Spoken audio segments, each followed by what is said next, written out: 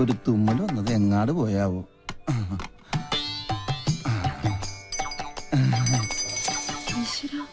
അക്കരെ ഇക്കരെ നിന്നാലെങ്ങനെ ആശ തീരും, സ്വഹ ആശ തീരും.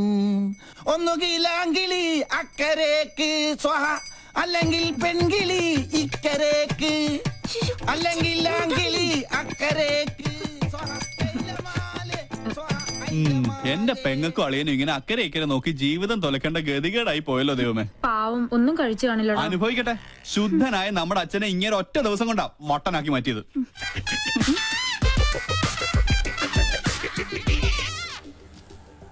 ഒബാമ ഇപ്പൊ ഇങ്ങെത്തും ബാൻഡ് ബുക്ക് ചെയ്യാനായിട്ട്. അമേരിക്കൻ പ്രസിഡന്റ് ഓട്ടോയുടെ ശബ്ദം കേട്ടില്ലേ?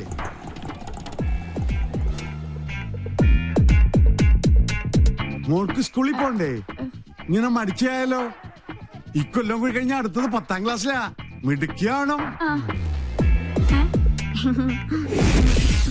അയ്യോ മോളെ, എന്താ ഇത്? സ്കൂളിൽ പോകുമ്പോ മൊബൈൽ ഫോൺ കൊണ്ടുപോകാൻ പാടില്ലെന്ന് അച്ഛൻ എത്ര പ്രാവശ്യം പറഞ്ഞിട്ടുണ്ട്. ചാർജ് ചെയ്തില്ലേ? കണ്ടില്ലേ, എന്റെ മകളെ പഞ്ചറടിക്കാൻ വേണ്ടി ആ തെണ്ടി പോവാലും വീണ്ടും വന്നിരിക്കുകയാണ്. ഇന്ന് അവന്റെ തലമണ്ട ഞാൻ തല്ലിപ്പൊളിച്ച് ബലിച്ചോറാക്കും. അച്ഛൻ കൊച്ചിനെ കൊണ്ട് സ്കൂളിൽ പോയ ഇവനെ തല്ലി ഓടിക്കുന്നവരെ ഞാൻ ഏറ്റുന്നു. മോനെ, എന്താ അവനെ സൂക്ഷിക്കണം. അവന് ഭ്രാന്താ, നമ്മളെ പോലല്ല. അയ്യോ, അസംബ്ലി തുടങ്ങുന്നതിന് മുമ്പ് സ്കൂളിലെത്തണം. ഒബാമ വന്ന ഓട്ടോ കാശ് കൊടുക്കണേ. അവിടെ എന്തോ പ്രതിസന്ധിയാ. മോളെ വാ, പോവാ. നീ മൊബൈൽ ചാർജ് ചെയ്യ്. വാ, നടക്ക. തിരി കത്തിത്തീരുന്നവരെ കാത്തിരുന്നാല് വിശന്ത തണ്ടം കരിയും.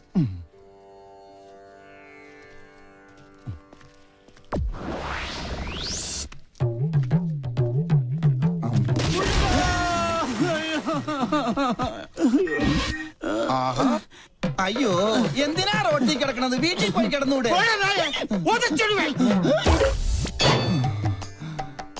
ഈശ്വരൻ രക്ഷിച്ചു. വന്നല്ല വാനര സംഘം. മാറി മാറി മാറി, ആരും അടുത്തേക്ക് വരരുത്. വിഘ്നേശ്വരനുള്ള നിവേദ്യമാണ്. ഉന്നം പിഴച്ചാൽ എന്റെ അന്നം മുട്ടും. ഒരു അപേക്ഷയുണ്ട്, ആർക്ക് കിട്ടിയാലും പാതി എനിക്ക് തരണം. ഇതെന്റെ ബ്രേക്ക്ഫാസ്റ്റാ. എന്റെ ബ്രേക്ക്ഫാസ്റ്റ് കൊണ്ട് പോകല്ലടാ. അയ്യോ, തേങ്ങക്ക് പോലും ഉന്നം ഇല്ലാതായി. ശുഭലക്ഷണം. എറിഞ്ഞത് തേങ്ങ, ഉടഞ്ഞത് കാല്. ഉന്നം പിഴച്ചതാ. ദൈവത്തിന് പോലും മതിയായല്ലോ.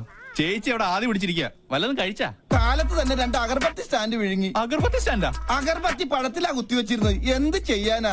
സ്വന്തമായിട്ടൊരു വൈഫ് ഹൗസ് ഉണ്ട്, ഹൗസ് വൈഫും ഉണ്ട്. പക്ഷെ ആ വാടക വീട്ടിൽ താമസിക്കാൻ എന്റെ യോഗം. സ്വയം വരുത്തി വെച്ചല്ലേ.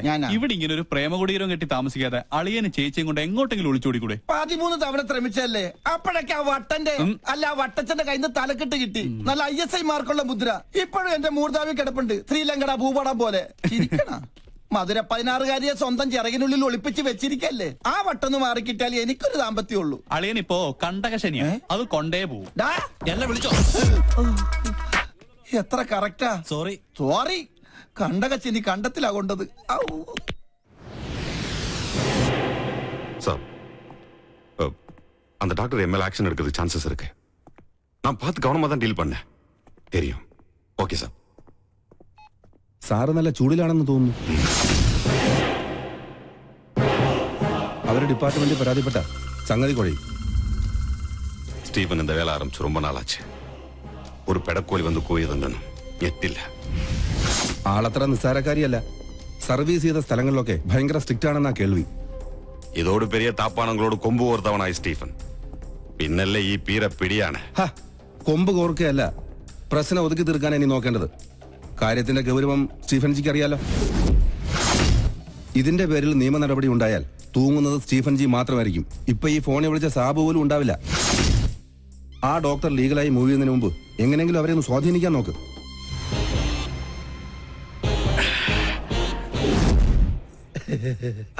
മോള് ഞങ്ങളെ പരിചയപ്പെട്ടില്ലല്ലോ.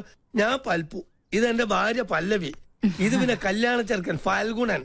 ഒന്ന് ചിരടാ, നല്ലോണം വിടരട്ടടാ. ഇവരുടെ തറവാട് പല്ലനേരിയില്ല, ഞാൻ പല്ലാവൂർത്താറില്ല. ഇപ്പൊ സെറ്റിൽ ചെയ്തിരിക്കണ പല്ലിശ്ശേരിയില്ല.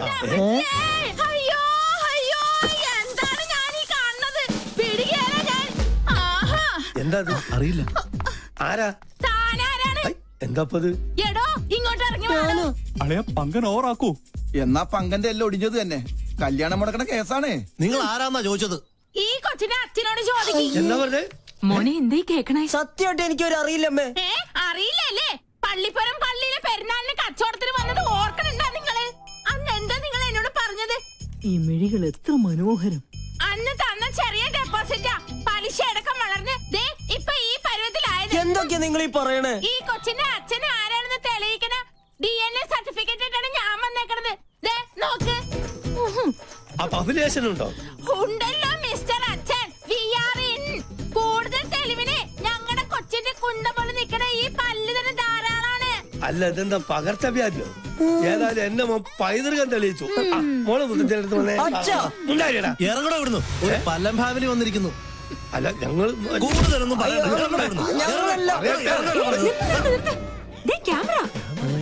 വേഗം ചെല്ലളിയാ. ആരും പ്രശ്നം ഉണ്ടാക്കല്ലേ? ആ വരണം വരണം. ചേട്ടാ ക്ഷമിക്കണം, ഞങ്ങൾ കളേഷോയുടെ ആൾക്കാരാ. ഈ നിൽക്കുന്നതാണ് ഞങ്ങളുടെ ആങ്കർ പിങ്കി. അയ്യോ അമ്മേ, പിങ്കി. എന്റെ ഈശ്വര, എനിക്കിത് വിശ്വസിക്കാൻ പറ്റുന്നില്ല. സോറി, ഈ നല്ല മുഹൂർത്തത്തിൽ തന്നെ നിങ്ങളിങ്ങനെ മണ്ടം കളിപ്പിച്ചതിൽ ക്ഷമിക്കണം. TV കണ്ടിട്ടേ ഉള്ളൂ, നേരിട്ട് കണ്ട ആദ്യമായിട്ടാ. എന്തായാലും ചെക്കൻ അച്ഛൻ ഞങ്ങൾക്ക് വേണ്ടി ഒരു മണ്ടൻ കിരീടണിയണം.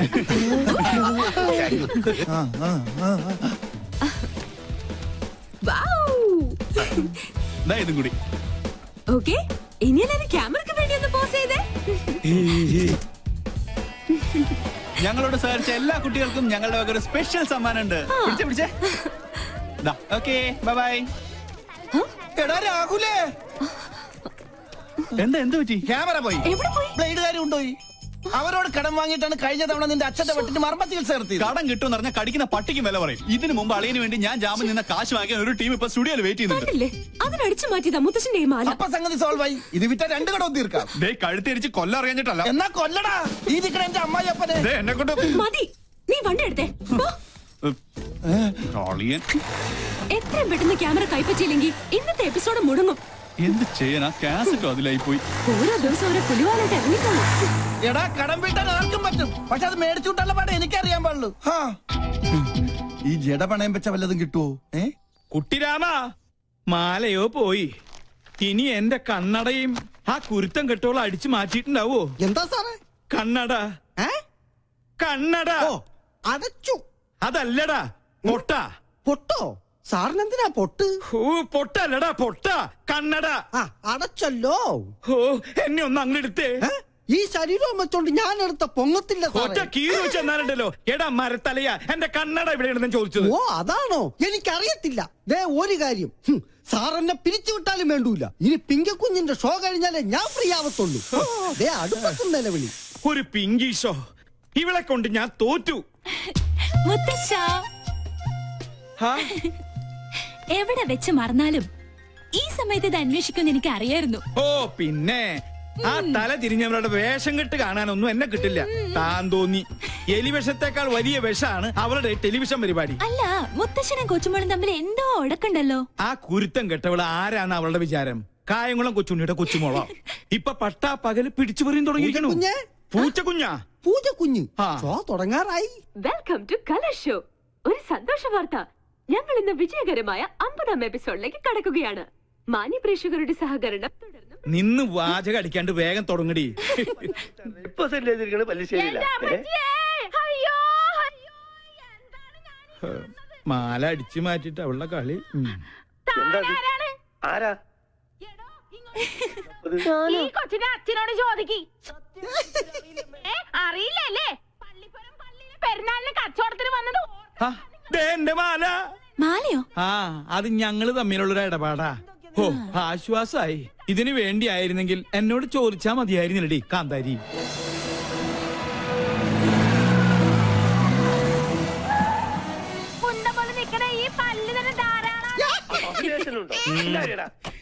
ഇറങ്ങണോ ഇവിടുന്നു? ഒരു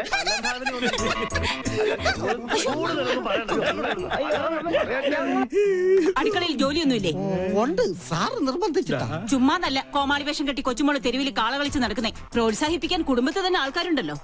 നാളെയല്ലേ നിനക്ക് ഇന്റർവ്യൂ? ഈ TV കാണുന്ന നേരം കൊണ്ട് നാളത്തേക്ക് വല്ലതും പ്രിപ്പയർ ചെയ്യാൻ നോക്ക്. ഒരു ബഫൂൺ ഷോയും അതിന് കുറെ കാഴ്ചക്കാരും. ഈ പോക്ക് പോയാ ഇവിടെ എന്നെ അമ്മാവനായിട്ടും അംഗീകരിക്കില്ല, അമ്മായിയപ്പനായിട്ടും അംഗീകരിക്കില്ല. കലികാലം. TV കണ്ടുപിടിച്ചോനെ വേണം ആദ്യം കൊല്ലാൻ. മസ്തിക്ക് പാഠശാല.